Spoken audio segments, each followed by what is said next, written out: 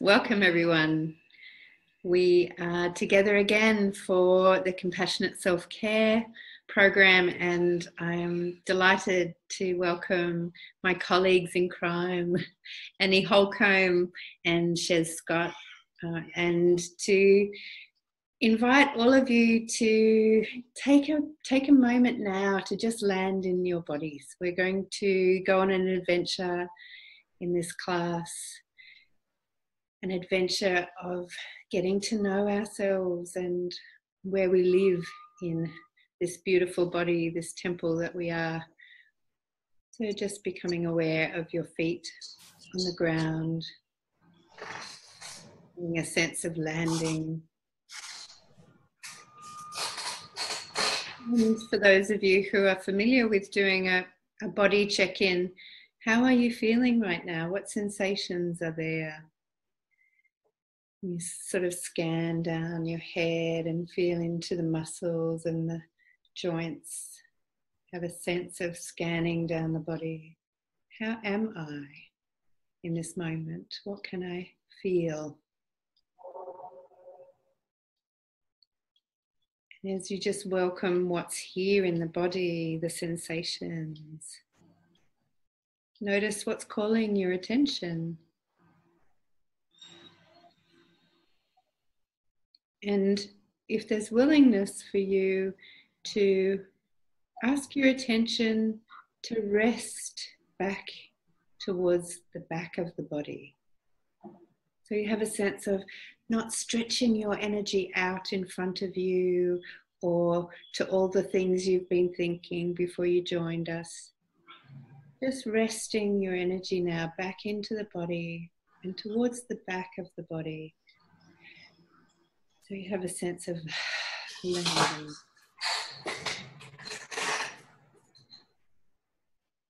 So thank you. I hope that's contributed something to your sense of presence. And I invite you to come back in, and I might welcome these two beautiful women and see if they'd be willing to just say hello and check in. And I wonder, Shez, if you'd be willing to jump in and start. I was just enjoying resting back into myself. Yeah, I'm here and ready to go, really. I'm enjoying this beautiful autumn weather and yeah, ready to go. Thank you. Annie? Yeah, I'm just reveling in the comfort when I drop in and being reminded to drop in, and it's so nice. So I'm a bit like Shez, I'm ready to go now too. I'm really comfortable and happy to be here, and thank you, Karen. Yeah. I have a real sense of joy present and inspiration. You know, I've been really present to a number of friends at the moment who are really struggling with what I would call self-worth challenges. You know, a sense of the struggle of what they're holding and how that's impacting their trust in themselves and their sense of value of themselves. So tonight's presentation is really meaningful, particularly in that we're talking about self-worth, and we're going to inquire, how does bringing compassionate language support our sense of our self-worth? So I have some slides. I'm going to swap to those and we'll get started.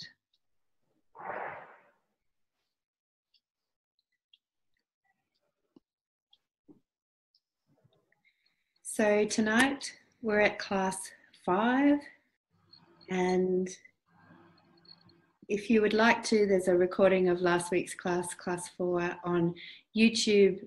If you go onto YouTube and search Karen Thompson-Anderson, you will find the classes there in order, so you can go back and visit those.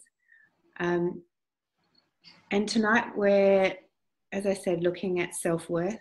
We're on a journey through the 5 core needs from childhood that child psychology suggests are the essential nourishment in our emotional psychological structure when we're growing up. If these 5 core needs are met, that we have the possibility of really embracing life as something much more wonderful, where we feel a sense of our well-being and competency. And so we're just traveling through these 5 core needs to explore how compassionate language can support us to reclaim these 5 core needs and meet them now for ourselves if they weren't met in childhood in ways that have really supported us. So tonight's self-worth, I'm just moving the little pictures of us around so we can see the slides.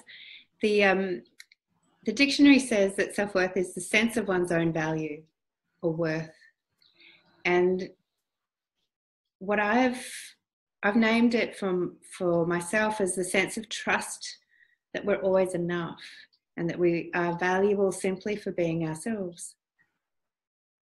And there's a sense here that self-worth and self-esteem have been quite overlaid. And so tonight I want to make a real distinction between self-worth being a really warm and welcoming sense of ourselves, and self-esteem being something we do in our thinking.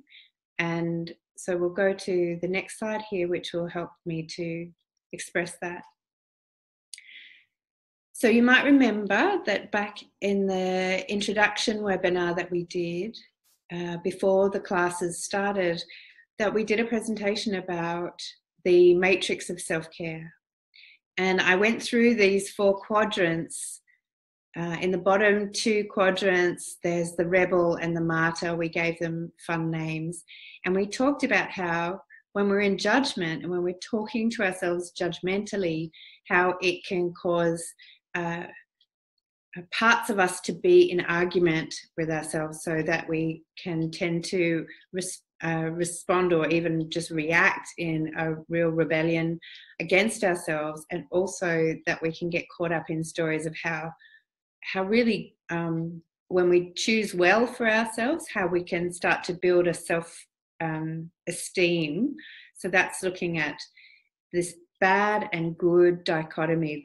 The language of judgment in our self-talk is really what I would guess is where we've all come from, when we were given instructions about that's a good girl, that's bad girl, you don't do those things, you do these things. And we were given direct instructions in many cases, whether verbally or just in how we were treated, that it set up this bad versus good construct. And so our self-talk affirms this struggle of self-esteem. If I'm being bad, or bad things keep happening to me in the stories that we tell ourselves, we don't get a sense of liberation.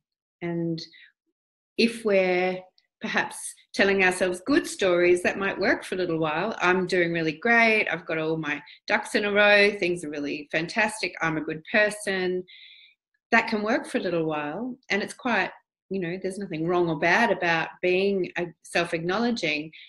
And when something goes bad or the flip side happens, then we find ourselves swinging in that realm of judgment in a way that doesn't feel very life-serving. So the invitation of compassionate self-talk is to step up above that midpoint in the matrix, where we see that we're still looking at these elements of recovering from the things that haven't been as life-serving as we'd like. Maybe the way we talk to ourselves is one of the things we might see ourselves as in recovery of, the sort of judgmental talk. And in the wellbeing realm, looking at what are we moving towards?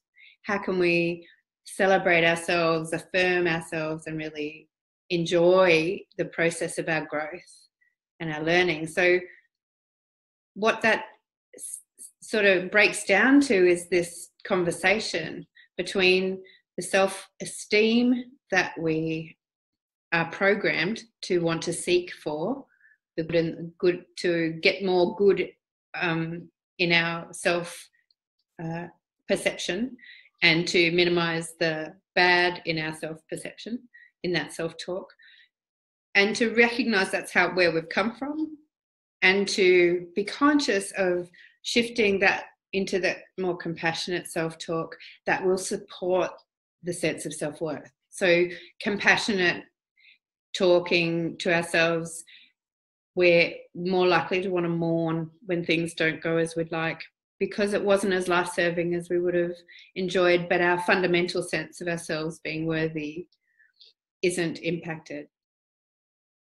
So I just want to check in with both of you. Shez, would you add your thoughts about this slide here?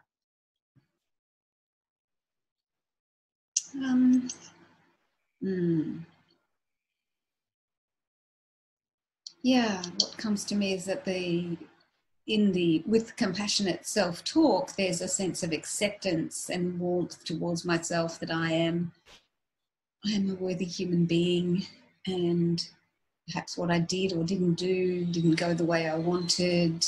I can have some sadness and regret about that, and I can mourn it and work out what needs I was attempting to meet with what I chose to do, or what I did on automatic pilot. And what needs I didn't meet with whatever action or words it was.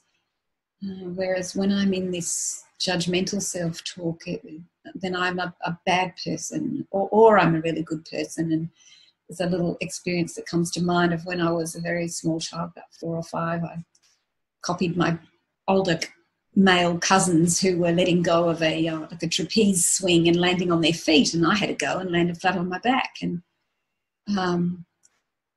one of my cousins carried me home and put me on the kitchen floor, and I was Mother said, "What's wrong with you?" And I said, she told my story, and she said, "Well, that was a silly thing to do, wasn't it?"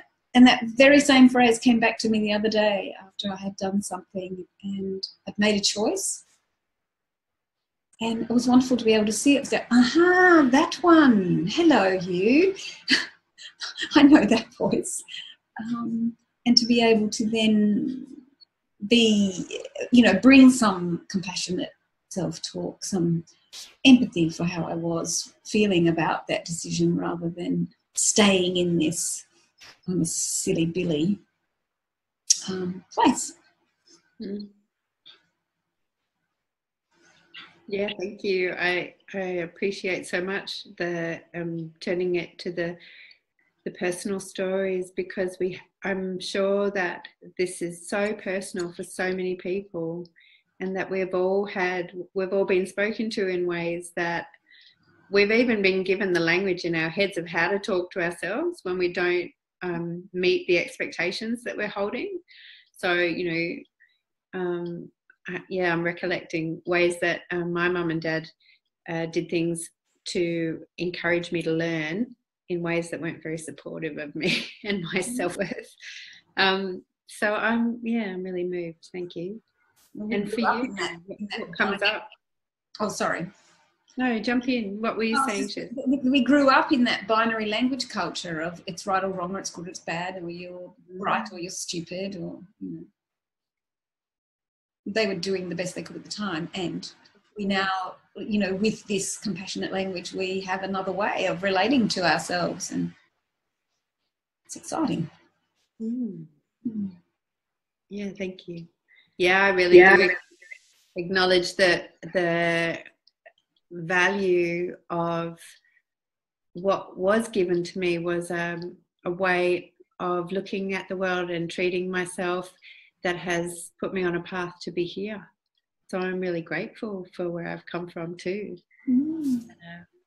Being able to appreciate is one of the values of being in the self-worth paradigm, being in the compassion, not only for myself, but then I can bring it to the other people in my world who are doing the very best they can, and have a language structure that isn't as life-serving as I enjoy.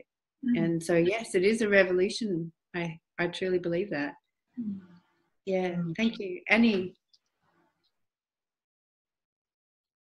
And I'm just wondering about the body when we come to this too, and the sensations and how the feelings that come with self-worth of being really in your body and alive and here and owning yourself in this lifetime, sort of is how it comes to me, and that I'm not as going to be blowing around like an autumn leaf. And that's what I feel like when I'm down the bottom, that I'm so apt for my own judgment, anyone else's. I could be anywhere, and there's no, I'm just at the whim of everything, because it's also changeable and there's no grounding in it. And then, so it's very comfortable for me to look above that line and look at self-worth and then, because of where I've come from, find that in my body. Like, it's a real tangible sense of being here or being present to whatever may come.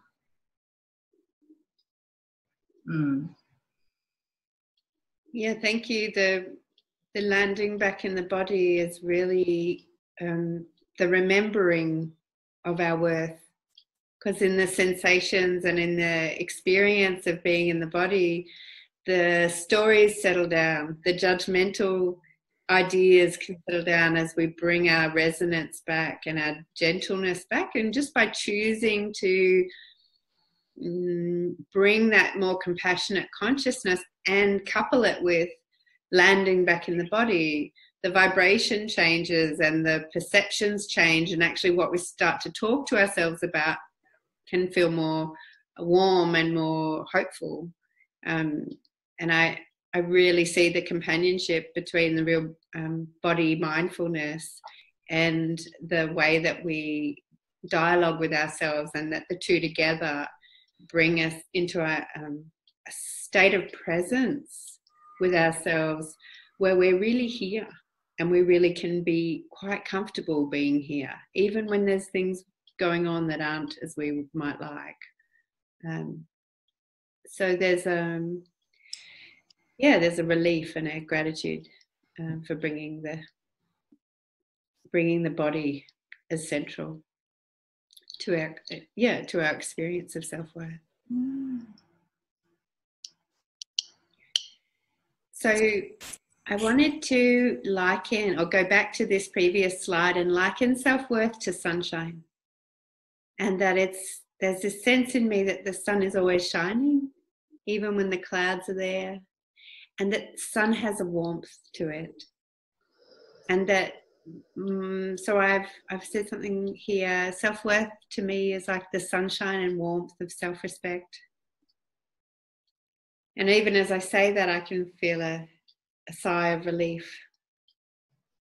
That when we see self-worth in the context of all the 5 core needs here, and I've given them elements to relate it back to nature, so that we can see this very organic, nature-based view of ourselves, that these 5 core needs are not intellectual things, they're physiological experience things, that when we embrace a compassionate view, we can see all the elements of our 5 core needs with more understanding of how they support our aliveness, our thriving, our sense of power and sovereignty and strength.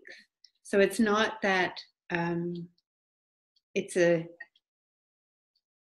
strength because we're concrete, but it's a strength in the vulnerability and the movement and the growth that happens in nature. So a very strong tree grows through the stages from the seed, and there is vulnerability in the growth. And there's strength that comes from being flexible and going through the growth. So just a reminder that I've named the judgmental mindset that we are looking to bring our compassion to is the soil, is the earth that we've woken up in, like the seed. And that as we recognize the ways we talk to ourselves that keep us limited and safe inside our shell, that there's a willingness to reach towards the compassion and towards the body, being back in the body as a self-nurture, recognizing that the judgment and the where we've come from isn't bad and wrong. It's how we relate to it that supports us to grow in our strength. And so self-worth is one of these core elements that I encourage you to see as a part of what nurtures the aliveness in you. I'm mentioning now again the Wellbeing framework, just to come back to it as a reminder. I've flicked past it unintentionally, but it was just to name the things like self-worth. Having purpose can really contribute to our sense of self-worth. Having a sense of relationship with the different aspects of well-being in an empowering way. So it goes back to that real sense of relationship with our core needs and how it impacts our well-being. And this slide here, I've had this come up for me in the last week, and it was a conversation that was shared with me. It was actually one of the videos I watched, and there was a fellow who's a coach in a New Zealander who was talking about encouraging us to be more productive, to recognize that when we're putting our energy into multiple things at the same time, that we make a tiny bit of growth in 8 directions. But when we conserve and bring our energy back and focus on one thing, that we go 8 steps forward instead of 1. And so by choosing our point of focus, that we can get maybe more progress in something that's really important to us. I wanted to acknowledge that this focus on the unidirectional productivity, in the last 5 years especially, I've seen a lot of focus on productivity and a lot of focus on people delegating and getting support at home, so they're not doing all their cleaning and having meals prepared for them, to really delegate all the ways that we lose our focus, as if that's the only way, as if that's the best way. And I wanted to hold care for actually how I feel as a woman. I've been educated to be multitasking and multi-directional, to be able to attend to children, attend to work and attend to my domestic life simultaneously. And that when I was telling myself that to be truly productive, I should give up trying to be multifunctional, multi-directional, and focus my energy just on my work or just on my children, or that this sense of tension and inner dialogue about it's not good enough that I'm being multitasking. I need to be over here doing the, just focus on my work or just focus on my domestics. So I just wanted to bring an image for you to sit with. How am I treating myself in terms of my energy? Can I be in a place of compassion that sometimes I am choiceful about being multi-directional, multitasking? That sometimes that is the best investment of my energy, to take everything forward a tiny bit. And that sometimes I can choose to be very centrally focused. just get done what I would really like to get done in terms of my work or whatever. So I just want to bring the awareness to this, is especially around our work. We can tell ourselves self-worth or self-esteem stories about, oh, it's not good enough, I haven't made enough progress in my work, I'm trying to handle too many things, stories about not good enough. I just want to hold with care that there are perhaps appropriate choices to use energy in different ways at different times, and to bring compassion when you are choosing to multitask and not choosing to be right on point for your business or for the things that are also really important to you. There's times, it's like nature. There's times for rapid growth in one direction, and there's times for nurturing to allow all of your needs to matter.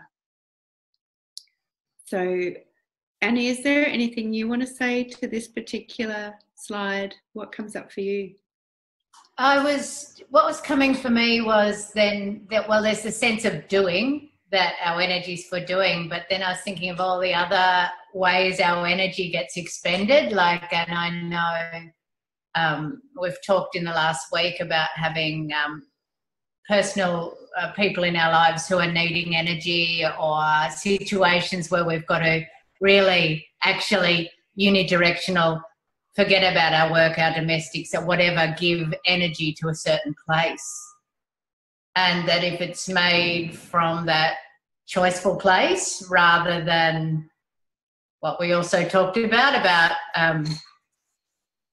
we're not in the centre ourselves, and we're just trying to help using our energy in a unsustainable way, insustainable. Yes, I have a sense that circle in the middle in both of those diagrams, the circle in the middle is the sense of being home with ourselves, of our self-worth, that it's here, that we are in our centre. And and so then we make choices about how we spend our energy.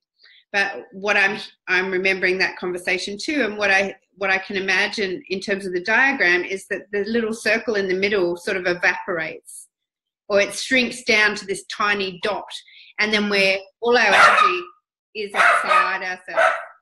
I'm going to mute and wait for the puppies to pause themselves, and then we'll come to the slides for this is the end slide. Wow.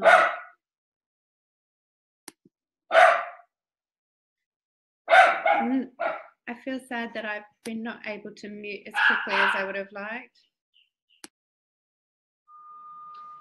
That's okay. The puppies weren't that bad.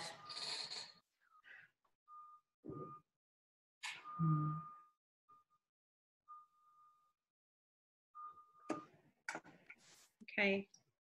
No, they're probably going to bark again in a minute, but I'm trusting that if we finish up here and maybe invite people into the Zoom room for some self-care practice. And I actually have a copy of the worksheets that I would really love for those of you who would like to practice along with us in the self-care process. I would enjoy for you to have the worksheets so that you can see the steps and work along with us and be able to write into the workbook to track and learn this new self-compassionate process. So I invite you to visit the website at www.activatewellbeing.com, and there's a downloadable click there where you can grab hold of the workbook. And otherwise email me. My email address, karen@activatewellbeing.com, and I can send you a copy of the workbook. And I'm just going to put the Zoom link in the chat here and maybe ask Shez and Annie to check out, and we'll see you guys in the Zoom room shortly.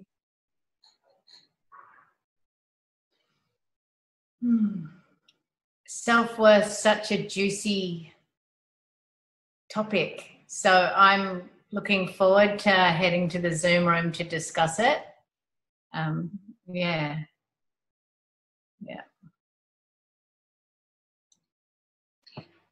I actually won't be joining you, so I'm a bit sad about that. Just a little crisis here at home that I needed to manage, an accident. So,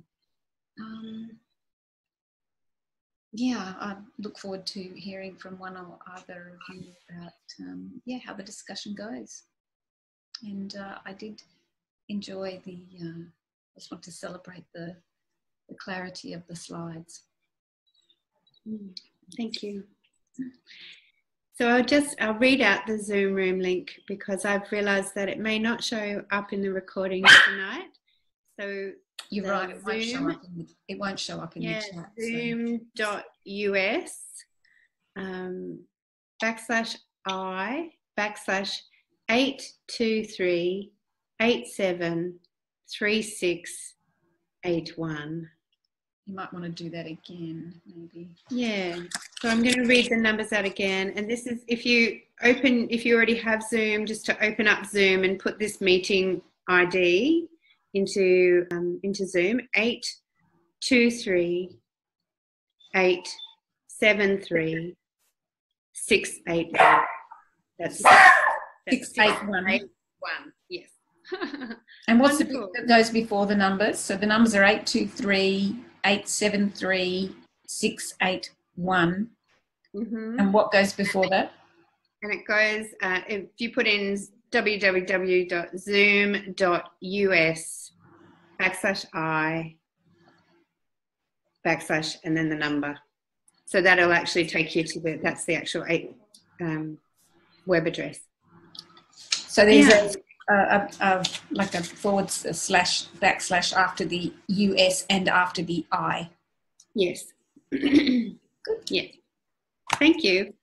So for those of you who are inspired and have the space in your being to join us for the self-care workbook in the circle, we look forward to seeing you in the Zoom room very shortly. And thanks again for joining us. We look forward to being in touch again, and we'll see you at class again next week. Bye for now. Bye.